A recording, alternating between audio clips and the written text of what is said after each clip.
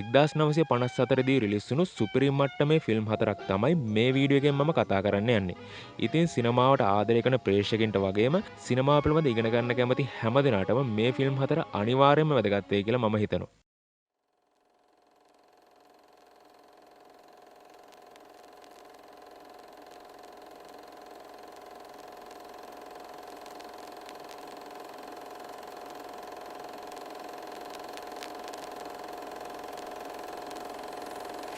අංක 4 තමයි ෂැන්ෂෝ ද බලීෆ් චිත්‍රපටය.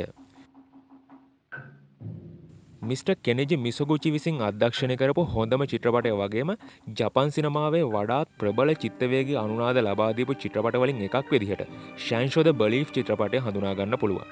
ජපානයේ පැවති කූර වැඩවසම් බලව්‍යුහය නිසා උතුම් වංශාධිපති පවුලක ජීවත් වුණු ටමාගි කියන කාන්තාවටත් සුෂියෝ සහ අංජු කියන ඇගේ ළමයි දෙදෙනාටත් අත්වන ඛේදජනක ඉරණමක් වටා තමයි මේ කතාව ගලාගෙන යන්නේ.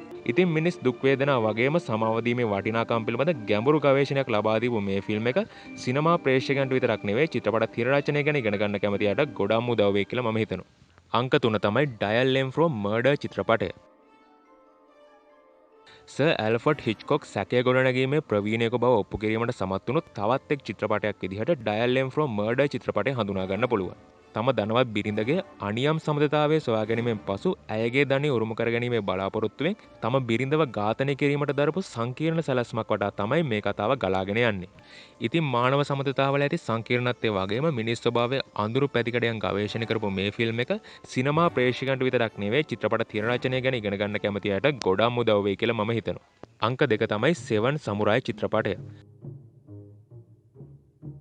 අසංඛ්‍යාත චිත්‍රපට නිෂ්පාදකවරුන්ට බලපෑම් කරපු සිනමා ඉතිහාසයේ වඩාත් බලගතුම චිත්‍රපටයක් විදිහට මිස්ටර් අකිරා කුරෝසාවා විසින් අධ්‍යක්ෂණය කරපු 7 සමුරායි චිත්‍රපටය හඳුනා ගන්න පුළුවන්. 16 වන සියවසේ ජපානයේ දුගී ගොවි ගමක ජීවත් වන ගම්වැසියන්ට ළඟදීම තමන්ගේ ගම වැටලීමට මංකොල්ලකරුවන් පිරිසක් පැමිණෙන බව දැනගන්න ලැබෙනවා. ඉතින් මේ ගම්වාසීන් ඔවුන්ගේ ගම මංකොල්ලකරුවන්ගෙන් ආරක්ෂා කර ගැනීමට සමුරායිවරුන් පිරිසකගේ සහාය ලබා ගැනීම වටා තමයි මේ කතාව ගලාගෙන යන්නේ.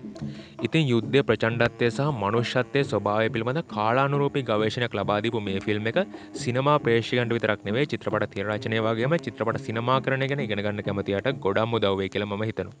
අංක 1 තමයි රියර් වින්ඩෝ චිත්‍රපටය. මේ ෆිල්ම් එක සර් ඇල්ෆර්ඩ් හිච්කොක් විසින් අධ්‍යක්ෂණය කරපු ෆිල්මයක් වුණත් දශක 5ක් පුරාවට විහිදුණු ඔහුගේ වෘත්තීය ජීවිතය තුළ අමතක කළ නොහැකි ඉතා විශිෂ්ටතම චිත්‍රපටයක් විදිහට රියර් වින්ඩෝ චිත්‍රපටය හඳුනා ගන්න පුළුවන්. කකුලක් කැඩී අනතුරකට පත්වීම නිසා තම මහල් නිවසට සීමා වී සිටින වෘත්තීය ඡායාරූප ශිල්පියෙක් තමයි ජෙෆ් කියලා කියන්නේ.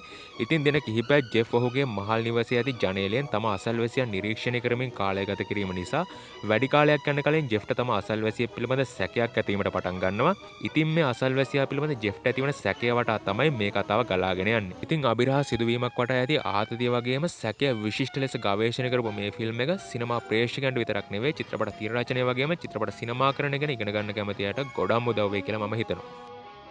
අවසාන වශයෙන් 1954 දී රිලීස් වුණු තවත් ෆිල්ම් ගොඩක් තිබුණත් ඔයගොල්ලෝ අනිවාර්යයෙන්ම මේ ෆිල්ම් හතර බලන්න කියලා මම කියනවා.